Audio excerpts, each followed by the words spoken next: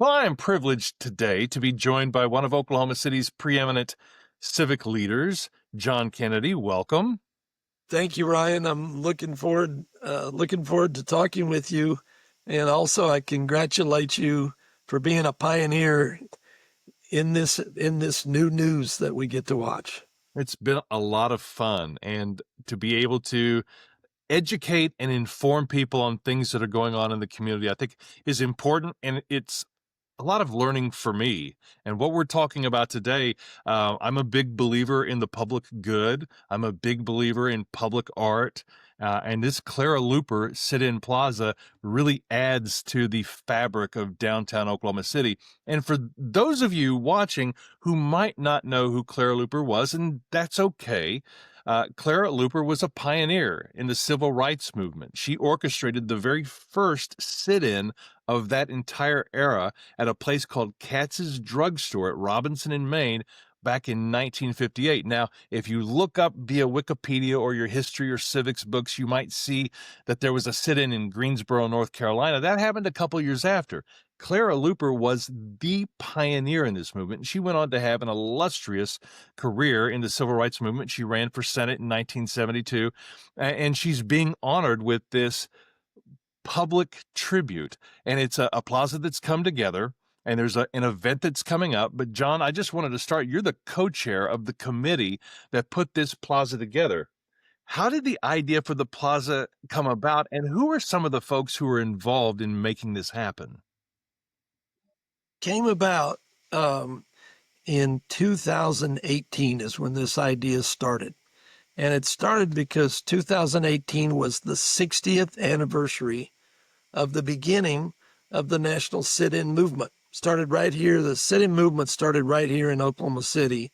And just to add to what you said about Greensboro, North Carolina, those were really good people. They did a great job. In 1960, we had a 30-minute national news cycle. In 1958, the news cycle was only 15 minutes, so you really couldn't tell stories. Couldn't tell a lot of stories back then. Now, of course, it's 24 hours and it's on demand also. But so people didn't know about Oklahoma City and know what happened here. But in 1958, when the movement started, in 1959, the sit-inners, they went to the NAACP National Convention and told their stories and were honored for it. And that's how the Greensboro people knew about it and were able to develop their own in 1960. But in Oklahoma City, we know 1958 came before 1960. And I've chaired the Oklahoma City National Memorial, and we tell that story well, and the whole community. There were 300 people that were involved in the creation of the Oklahoma City National Memorial. And we've told that story well, but what we don't always do in Oklahoma is tell our stories.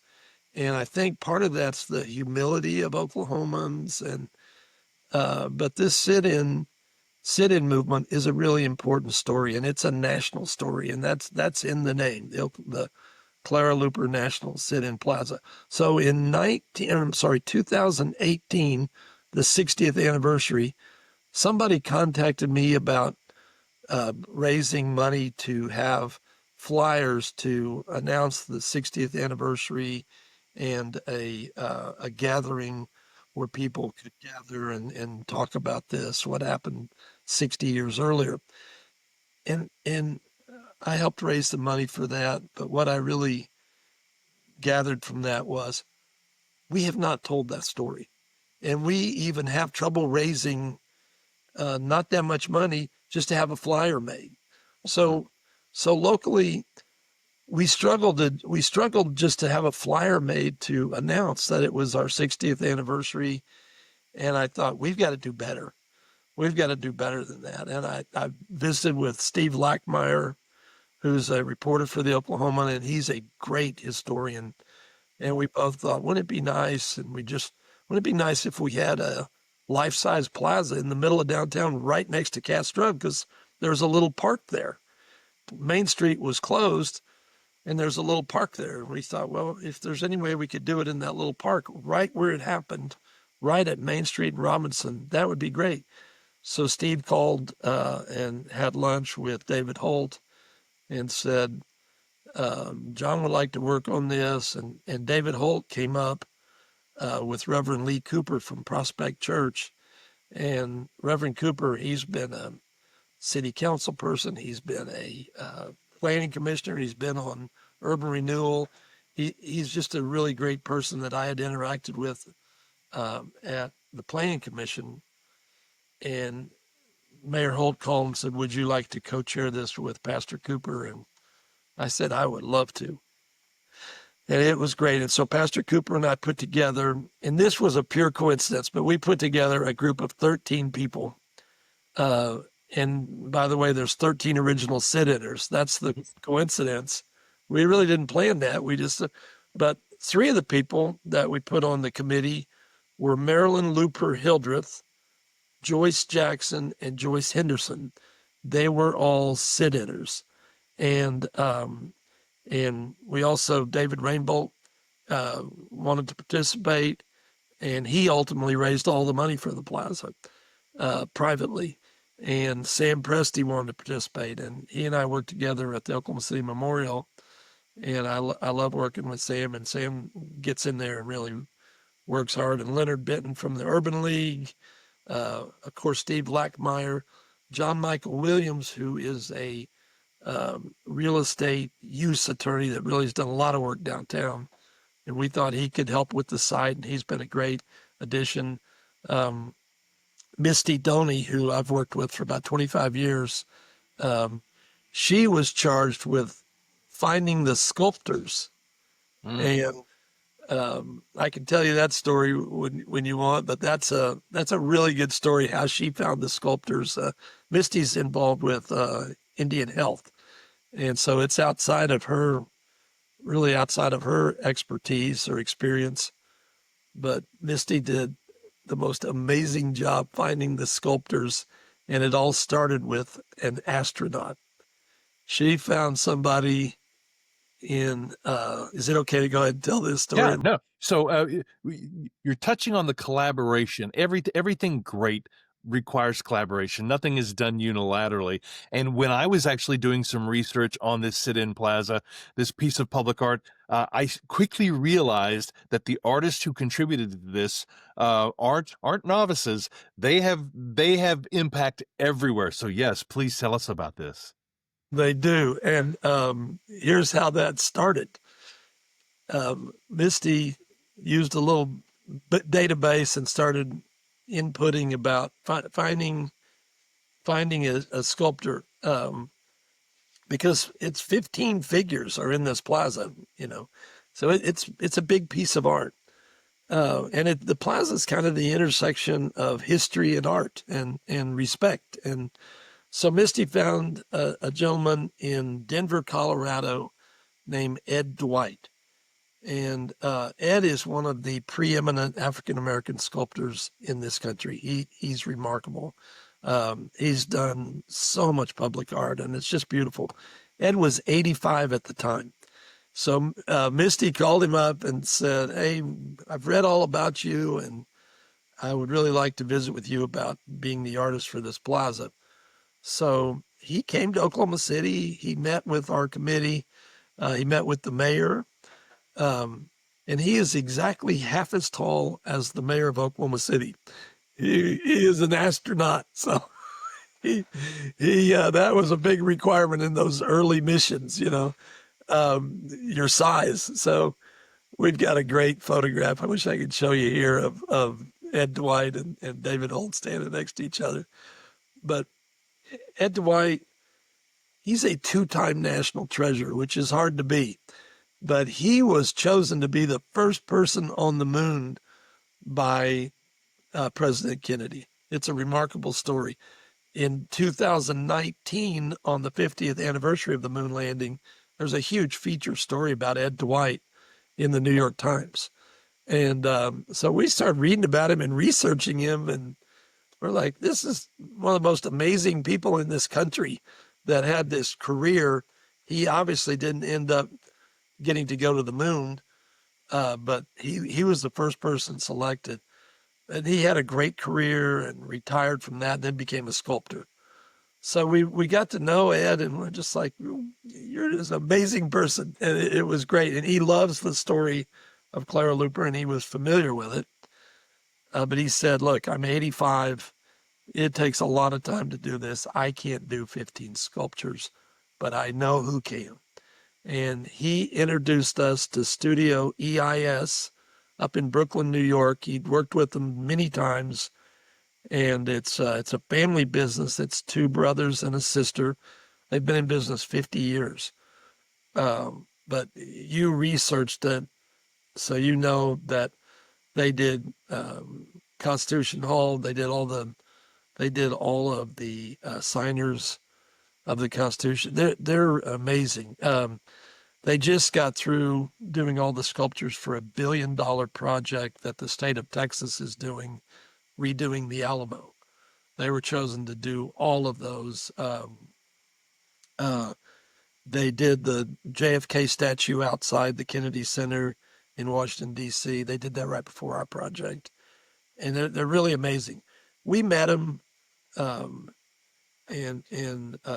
Ed Dwight kind of helped us through how you work with them, and we really love them. They were here placing the lunch counter a week ago, and they said in 50 years this is one of their absolute favorite projects, and we all feel like we're family, and they love Maryland. I'll tell you who the real consultant was. Misty found Ed Dwight and found Studio EIS, but Marilyn Luper Hildreth, Clara Luper's daughter, collaborated on every sculpture for authenticity. And up until 3 weeks ago, 11 out of the 13 original sit-inners depicted in the Plaza were still alive. We lost one 3 weeks ago, but I just can't wait till the people that are depicted in that Plaza get to see the final product. You nailed it when you said the intersection of art, history, and respect. I had a little chill on my arm when you said that. This is I said that because I'm self-conscious. I feel like I'm talking in run-on sentences here. So well, but so true.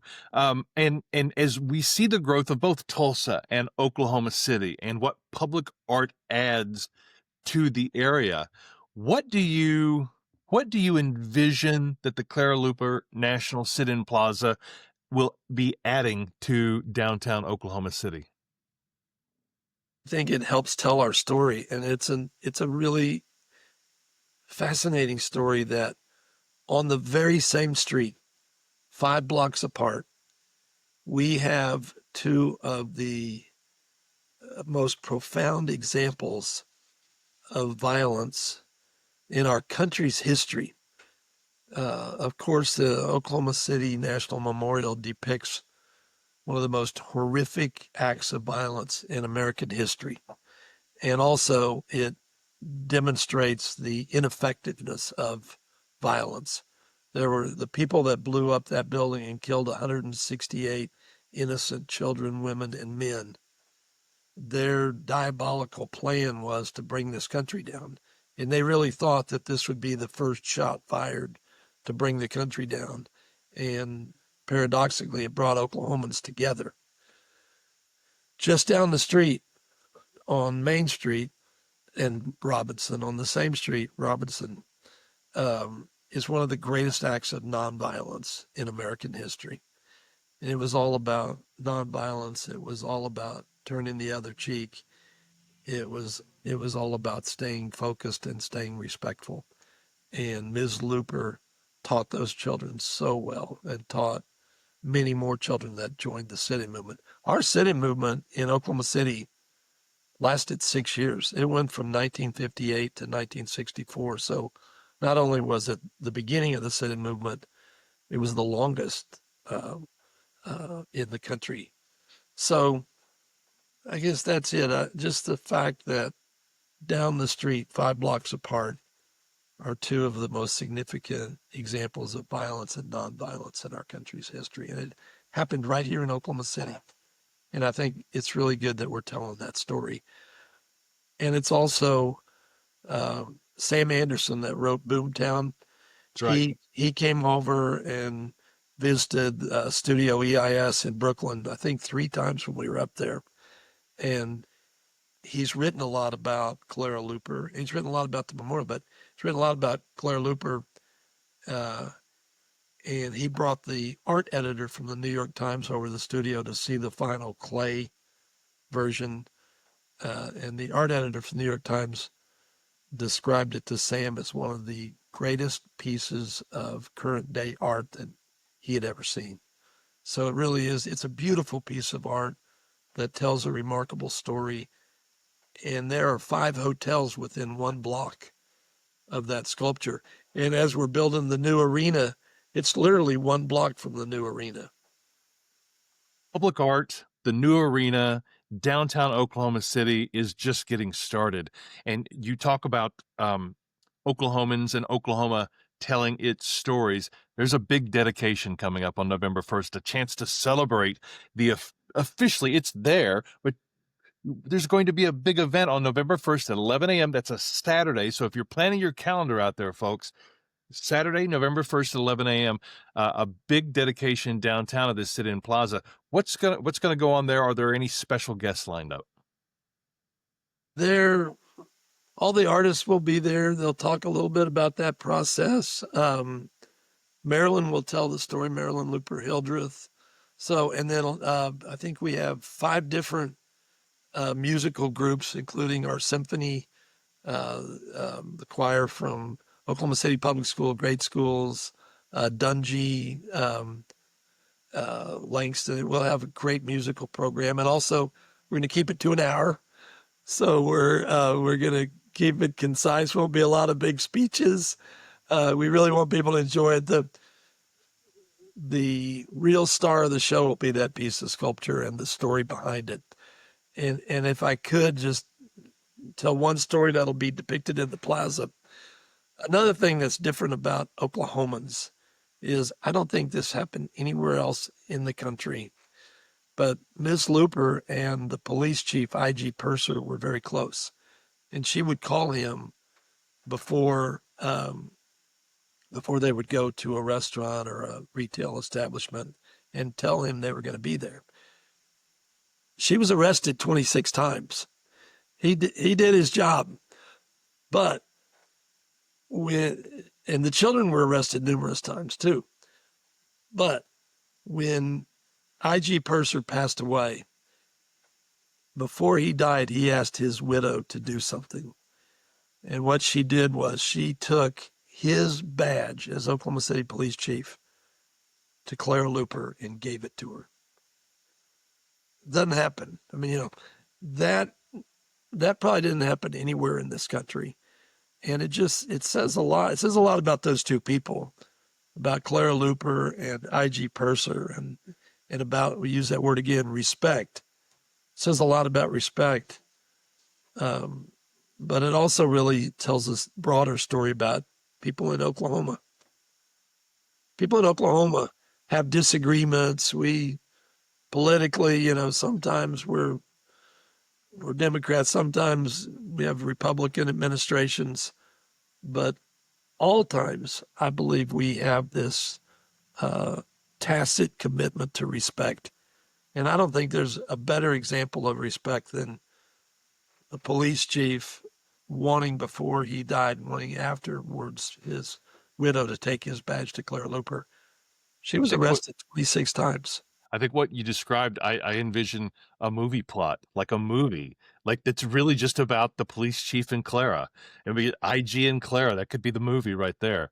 But it tells a story that not enough people know. I knew the Clara Luper story in general, but I hadn't heard that. And again, for the second time in this conversation, little goosebumps on my arm. So it's a great story to tell. John Kennedy, co-chair of this committee, to bring the Clara Luper National Sit-In Plaza, to have this created, and it's in downtown Oklahoma City with a big dedication celebration happening on Saturday, November 1st at 11 a.m. John, thank you so much for being on the Oklahoma Memo Podcast. Thank you, Ryan, and also congratulations on putting on these great shows. I'm really excited about your podcast. So thank you. Thank you so much. Okay. Thanks a lot.